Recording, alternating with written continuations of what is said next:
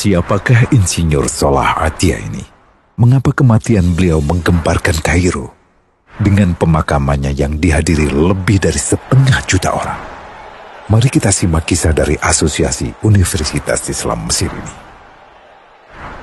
Al-Kisah dari kampung kecil bernama Tafahna al-Ashraf, distrik Midghamir, Provinsi Dakohlia, Mesir, ada 9 orang sarjana miskin lulusan Fakultas Pertanian.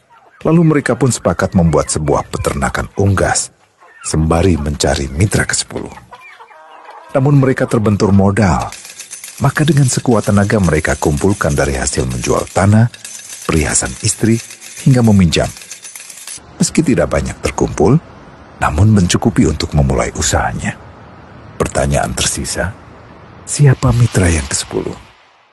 Insinyur Solah, satu dari mereka, pun berkata, "Aku sudah menemukan mitra yang ke-10. Siapa?" kata teman-temannya. "Allah," lanjutnya. "Allah akan menjadi mitra usaha kita yang ke-10. Allah akan mendapat 10% dari keuntungan kita. Dengan perjanjian, Allah yang akan memberikan perlindungan dan pemeliharaan, keamanan dari segala wabah penyakit." Akhirnya mereka pun sepakat. Kontrak kerjasama pun ditulis secara rinci dan dicatatkan ke notaris, lengkap dengan peran mitra ke-10 tersebut.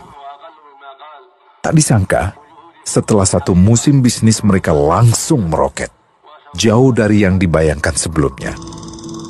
Lalu mereka pun kembali bersepakat menambah jatah keuntungan mitra ke-10 menjadi 20% di musim kedua, dan begitu seterusnya hingga mencapai 50%. Lalu bagaimana keuntungan mitra ke-10 itu dialokasikan? Dimulai dengan membangun sekolah dasar Islam putra, lalu lanjut putri, kemudian sekolah menengah putra, kemudian putri. Tambah lagi madrasah aliyah putra, lalu putri. Tapi karena keuntungan terus membanjir, akhirnya dibentuklah Baitul Mal. Dan mereka pun mengajukan ke pemerintah untuk membangun universitas di kampung. Awalnya ditolak dengan alasan tiadanya akses bagi para mahasiswa.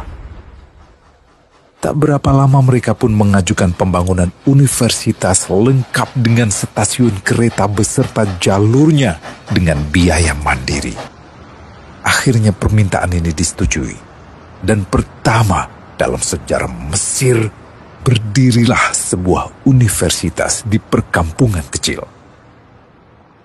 Semakin berkembang, dibangun pula fakultas kedua, ketiga, keempat hingga asrama putri dengan kapasitas 600 kamar. Lalu asrama putra dengan 1.000 kamar. Tiket kereta api pun digratiskan untuk memudahkan transportasi menuju kampung tersebut. Tak cukup hanya itu, dibangun Baitul Mal berikutnya hingga hilang kemiskinan di daerah tersebut. Dan program ini diduplikasi ke kampung-kampung lain hingga bisa dikatakan tak ada kampung yang disinggahi Insinyur Solah kecuali akan dibangun Baitul Mal untuk warga. Bantuan pun diberikan untuk fakir miskin dan para janda. Pemuda pengangguran pun dilatih untuk mengelola perkebunan sayur hingga mandiri, bahkan sampai bisa mengekspor ke negara tetangga. Pada saat panen raya, seluruh penduduk dikirimi paket sayur. Di hari pertama Ramadan diadakan buka puasa bersama untuk seluruh penduduk desa. Mereka memasak dan hadir ke lapangan yang dipenuhi beraneka makanan. Disiapkan juga perabotan untuk gadis-gadis yatim yang ingin menikah. Dan ini semua merupakan sedikit dari banyaknya kebaikan yang dilakukan oleh Insinyur Solah.